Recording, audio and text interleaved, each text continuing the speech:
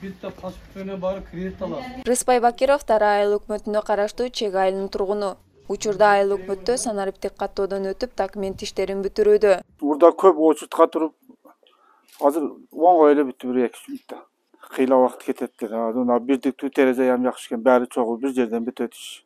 Илгерки 1 сааттык немеге 10 мүнөттө 5 мүнөттө бүтөт. Бүгүнкү күндө жерлерде жарандарды санарип аймак тутумуна каттоо иш аракеттери активдүү жүрүүдө. Дара айыл өкмөтүндө жалпысынан 2766 кожолук бар. Бүгүнкү күндө адистерди санарип аймакка каттоодо жерлерде айыл башчыларга тийиштүү адистерге тапшырмалар берилип, негизи жарандар өздөрү да кызыктар болгондугуна байланыштуу өздөрү активдүү катышып санарип аймактан иш жүрүп атат. Биринчи эле ошол мунапыс маселесиде көйгөй жаралып атат. Андан тышкары ошол мураскорлордо жана өлгөн адамдардын атына токтом кайра берүүдө бизде бир аз маселе жаралып ошондой болуп атат. Бизге көйгөй жарата турган маселе болбосо, биз жергиликтүү мааниде маселени чечип атабыз.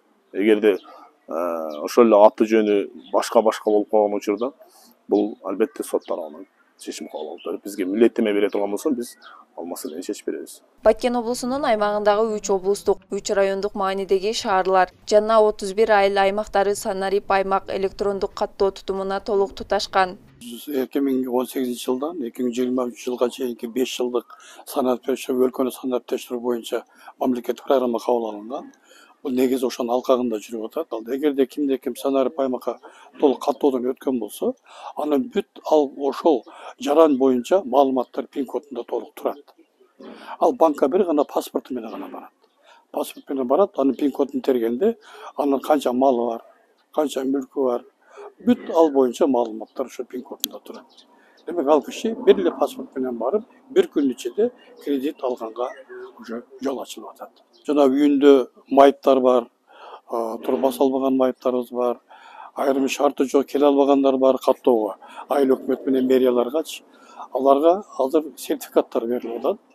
Бул ар бир айыл аймактан бирден кишиге ошондой укук берилип, сертификат берилип, булар техникалык жактан камсыз боло турган болсо, ар бир үйгө барып, ар бир үйдө каттаганга дагы буга инфоком агенттиги бизге жардам берип атат. Учурда Баткен облусунун 80 000 жети үй чарбасы 100% катталды. Ал эми жарандардын 406 887си каттоодон өттү. Бул дегени 73%га жакынын түзөт. Сабира Бакирбек кызы, Сезимай Жураева, Салам Медиа, Баткен.